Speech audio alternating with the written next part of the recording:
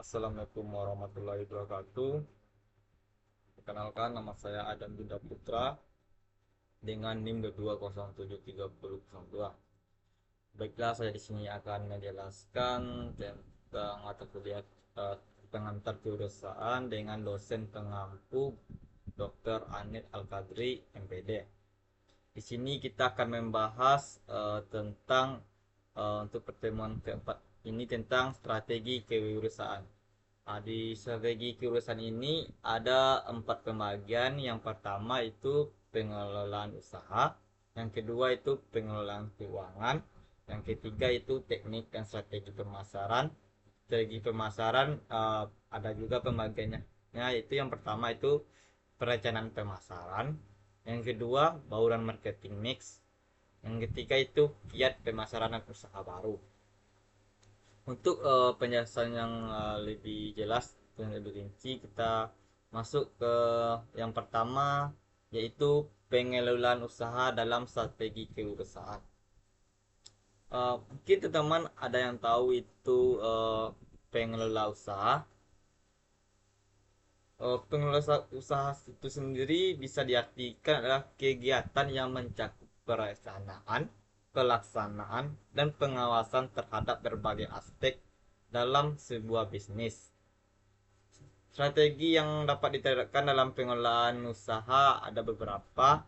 Yang pertama itu perencanaan usaha. Yang pertama kita di perencanaan usaha ini kita yang ada pembagian yang pertama itu kita menyusun visi, misi, tujuan serta operasional bisnis. Yang selanjutnya itu menentukan model bisnis yang sesuai dengan target pasar, mengidentifikasi peluang dan tantangan dalam industri yang digeluti sekarang. Misalnya industri kita geluti sekarang itu produk membuat sandal. Yang selanjutnya itu manajemen operasional. Dalam manajemen operasional sekarang kita dapat yang pertama mengatur proses produksi dan rantai pasok untuk meningkatkan efisiensi dalam produk kita. Yang kedua yaitu menetapkan standar kualitas produk atau layanan yang kita berikan kepada konsumen. Selanjutnya itu memastikan kesediaan bahan baku dan logistik berjalan lancar. Selanjutnya itu dari pengelolaan yang ketiga dari pengelolaan usaha ini adalah sumber daya manusia. Sumber daya manusia ini sangat berperan penting dalam pengelolaan usaha. Yang pertama merekrut karyawan yang dengan kebutuhan bisnis. Misalnya kita dalam menjalankan bisnis ini halnya kita harus membutuhkan karyawan untuk terjadinya bisnis. Misalnya kita menjalankan bisnis sepatu, maka kita harus membutuhkan karyawan yang pandai untuk pembuatan sepatu untuk mempermudah usaha kita. Misalnya itu mengadakan pelatihan untuk meningkatkan kompetensi karyawan. Dalam sebuah bisnis kita harus memiliki pelatihan untuk karyawan kita agar usaha kita yang terjalankan lancar. Yang kedua itu karyawan semua terlatih dan kerjanya bagus. Selanjutnya itu dari sumber daya manusia ini menerapkan sistem insentif untuk meningkatkan produktivitas. Untuk yang keempat dalam pengelolaan usaha ini yaitu evaluasi dan pengembangan. Kita harus melakukan analisis SWOT secara berkala untuk menyesuaikan strategi bisnis dan dengan kondisi pasar. Selanjutnya itu menggunakan Key Performance Indicator atau KPI untuk keberhasilan usaha. Selanjutnya berinvestasi dalam produk layanan dan metode operasional. Selanjutnya itu yang strategi dalam kewirausahaan ini. Yang kedua itu pengelolaan keuangan. Uh, dalam dalam dunia usaha kita tidak lepas namanya itu pengelolaan keuangan. Pengelolaan uangan ini sangat penting dalam sebuah usaha agar usaha ini kita teratur dalam proses keuangannya. Pengelolaan keuangan yang baik dalam usaha itu sangat penting untuk menjaga stabilitas usaha yang kita jalankan, atau strategi yang dapat diterapkan beberapa dalam pengelolaan keuangan bisa dijelaskan sebagai berikut. Yang pertama itu pembuatan anggaran. Uh, Dalam pembuatan anggaran ini kita harus teliti. Yang pertama kita harus menyusun rencana pengeluaran dan pemasukan secara detail. Misalnya kita keluaran dalam usaha ini 10 juta, maka kita harus rincikan biaya-biaya yang harus kita keluarkan dan pemasukan misalnya dalam sebulan ini kita dapat 20 juta, maka kita harus jelaskan perincian dari pemasukan anggaran tersebut. Selanjutnya itu mengalokasikan dana untuk berbagai kebutuhan seperti produksi, pemasaran, pengembangan bisnis. Dalam pembuatan anggaran ini kita harus ada berapa yang harus kita perhatikan, itu mengalokasikan kita seperti produksi barang, pemasaran yang kita lakukan dalam produksi tersebut, dan pengembangan bisnis. Yang kedua itu tentang pengelolaan keuangan, yaitu pencatatan keuangan. Pertama kita menggunakan software, menggunakan transaksi atau penyataan transaksi secara sistematis dan transparan. Yang selanjutnya yang membuat laporan keuangan rutin seperti neraca, laporan laba rugi, dan arus kas. Laporan keuangan ini sangat penting dalam sebuah usaha atau bisnis yang kita jalankan, karena laporan keuangan ini menentukan tentang keberhasilan sebuah bisnis kita juga. Yang pertama, ada laporan ini maka kita dapat menjelaskan usaha yang kita jelaskan itu rugi atau untung. Selanjutnya itu dalam pengelolaan keuangan ini ada yaitu manajemen kas. Yang selanjutnya manajemen kas ini itu memastikan arus kas atau masuk dan keluar dalam kondisi seimbang. Misalnya kita dalam manajemen kas ini misalnya masuk 10, maka masuknya 10 juta, maka keluarannya itu misalnya 8 juta atau 7 juta, kan masih seimbang, masih ada untung lah kita maksudnya gitu. Nah, tidak sebaliknya, maka gini, sekarang misalnya masuknya 10 juta maka keluarnya 12 juta, maka itu kan menyebabkan kerugian atau kesalahan sistem mungkin. Selanjutnya itu menyediakan dana cadangan untuk menghadapi situasi darurat. Dalam bisnis ini kita ada ada namanya untung, ada namanya laba, ada namanya kerugian. Maka dalam itu kita harus menyediakan cadangan untuk menghadapi situasi darurat. Misalnya kita terdapatnya musibah dalam bisnis itu, maka kita adanya plan B-nya itu uang cadangan untuk biar usaha ini tidak mati. Atau selanjutnya itu investasi dan pengembangan usaha. Dalam investasi pengembangan usaha ini kita harus mengalokasikan keuangan untuk ekspansi bisnis dan verifikasi produk, dan menganalisis risiko sebelum melakukan investasi. Sebelum melakukan investasi kita harus melihat apakah kita harus lihat apakah ini berisiko atau tidak. Dalam usaha tersebut pasti ada yang namanya risiko, tapi kita harus mengantisipasi risiko tersebut. Dan itu manajemen risiko keuangan. Ini sebenarnya dari manajemen risiko keuangan ini itu menyediakan dana darurat untuk menghadapi ketidakpastian ekonomi, menggunakan asuransi bisnis untuk melindungi dari risiko keuangan. Di manajemen risiko keuangan ini ada juga namanya itu asuransi bisnis. Maka kita harus mengurus atau melindungi bisnis kita agar tidak adanya kerugian itu. Kalaupun ada pun terjadi kerugian, kita adanya asuransi bisnis ini. Selanjutnya itu yang ketiga dalam strategi lulusan itu teknik dan strategi pemasaran. Teknik dan strategi pemasaran ini ada pembagiannya. Yang pertama itu perencanaan pemasaran. Perencanaan pemasaran ini apakah kalian tahu apa itu perencanaan pemasaran? Perencanaan pemasaran ini ada beberapa tujuan. Yang pertama itu tujuannya itu untuk menentukan arah dan strategi pemasaran yang efektif. Untuk perencanaan pemasaran yang efektif ada beberapa tahap atau langkah-langkah yang harus kita jalani. Yang pertama itu analisis pasar. Dalam menganalisis pasar ini sangat penting ya kawan, untuk sebuah bisnis. Yang pertama memahami kebutuhan pelanggan dan kondisi persaingan. Misalnya di pasar ini membutuhkan ini, maka kita harus bisa memahami kebutuhan si konsumen tersebut. Lihat apakah ada persaingan nggak di situ. Kalau ada persaingan, kita pandai-pandai lah kita untuk memajukan bisnis kita. Dan itu menggunakan riset pasar untuk mengetahui tren industri.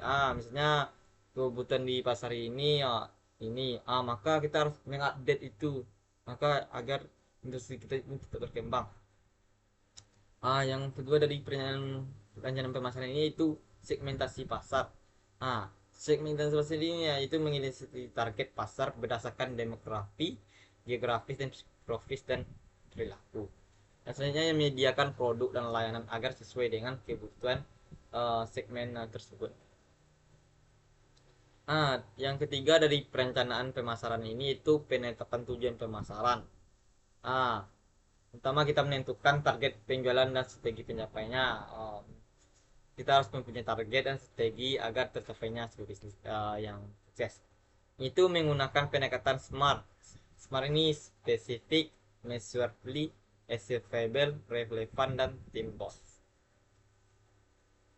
Dari yang keempat itu perencanaan dari pemasaran ini itu pemilihan strategi pemasaran. Kita harus memilih teknik pemasaran yang paling efektif untuk berdasarkan analisis pasar. Kalau dalam menganalisis pasar ini kita tidak boleh sembarang, kita harus menggunakan teknik atau strategi. Yaitu yang selanjutnya itu menggunakan strategi diferensiasi ya, produk, harga, dan layanan. Nah, yang selanjutnya dari strategi pemasaran ini yang B-nya itu bauran marketing mix. Marketing mix ini merupakan kombinasi dari strategi pemasaran yang memiliki 4 elemen utama. Ah, dari yang pertama dari pembagian dari marketing mix ini itu produk atau produk, bisa dikenal juga sebagai produk atau barang yang kita jual ini. Itu menentukan jenis, kualitas, dan inovasi produk yang sesuai dengan kebutuhan pelanggan. Kita harus sesuaikan dengan kebutuhan pelanggan atau konsumen yang menjual produk kita ini atau yang membeli produk kita ini. Dan itu meningkatkan nilai produk dengan fitur tambahan atau layanan purna jual.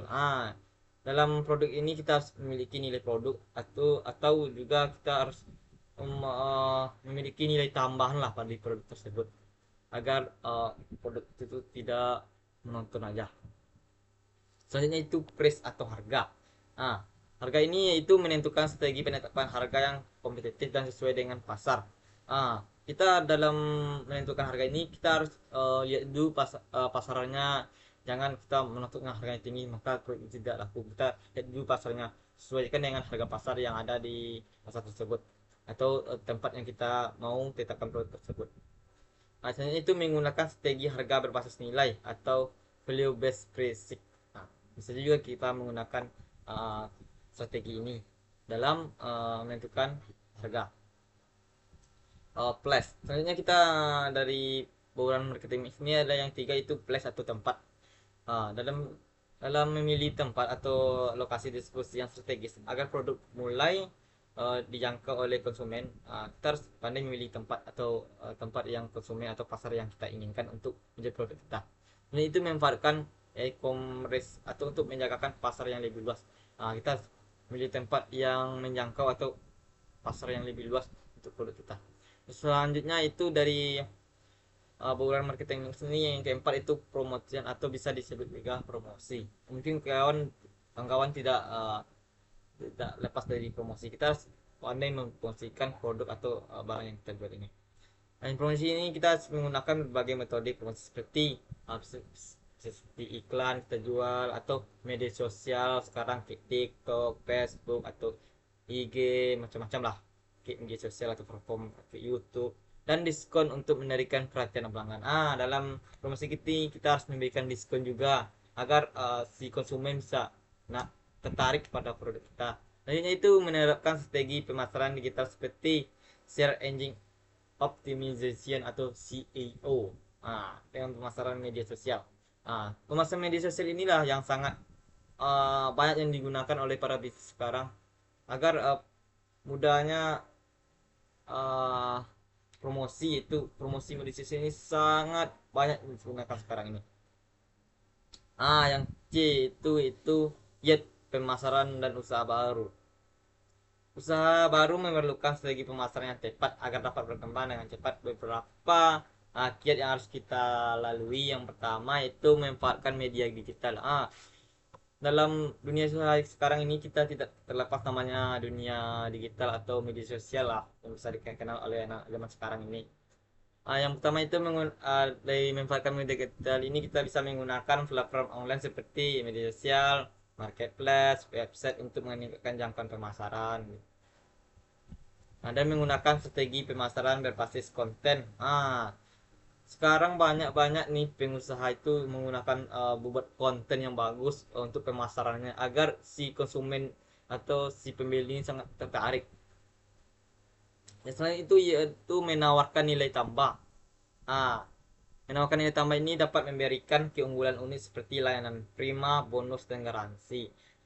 Kita harus kayak bonus, kita beri bonus misalnya dia beli sekian kita kasih bonus. Agar dia ada nilai tambahnya itu ah, dan garansi misalnya produk ini memiliki garansi 1 tahun kan si konsumen jadi tertarik juga kan. Selanjutnya itu menyediakan pengalaman pelanggan yang lebih baik melalui prosesisasi layanan. Ya selanjutnya itu membangun brand yang kuat atau branding. Kita harus memiliki identitas merek yang kuat dan menarik, mudah diingat oleh pelanggan agar produk ini memiliki nilai tambah. Itu menggunakan storytelling untuk meningkatkan koneksi emosional dengan pelanggan. Yang selanjutnya yang dari kios Prima Selesai ini yaitu kolaborasi dan kemitraan. Kita harus bekerjasama dengan pihak seperti influencer atau komunitas untuk memperluas jaringan pemasaran kita. Misalnya kita memiliki kenalan, kita akan perluas jaringan kita menggunakan strategi CEO branding untuk meningkatkan daya tarik si produk kita, produk yang kita jual ini. Dan itu memberikan promosi dan diskon awal. Ah, Dalam pemasaran kita harus pandai itu memberikan promosi atau diskon dalam pemasaran. Kalau kita kasih diskon atau diskon awal kepada si konsumen, maka si konsumen ini akan tertarik sama produk kita. Menaikkan pelanggan baru, harga spesial untuk menarik. Misalnya saya menawarkan produk ini, maka diskon sekian, maka si pelanggan akan tertarik dengan diskon yang kita berikan. Itu menggunakan strategi referral atau program loyalitas pelanggan. Dengan menerapkan strategi yang tepat, uh, para usaha dapat meningkatkan daya saing dan mencapaikan keberhasilan di dalam bisnis. Mungkin sekian dari materi-materi yang mungkin yang saya bisa sampaikan dalam strategi pemasaran. Baik, saya akan membuat kesimpulan sedikit tentang strategi perusahaan ini. Yang pertama itu adanya pengalaman usaha. Pengalaman usaha ini ada. Yang kedua yaitu pengelolaan keuangan. Yang ketiga itu teknik dan strategi pemasaran. Mungkin sekian dari penjelasan materi tentang strategi keurusan yang bisa saya jelaskan. Kalau ada kekurangan kesalahan kata dan kekurangan materi, saya maaf. Saya tutupi dengan wassalamualaikum warahmatullahi wabarakatuh.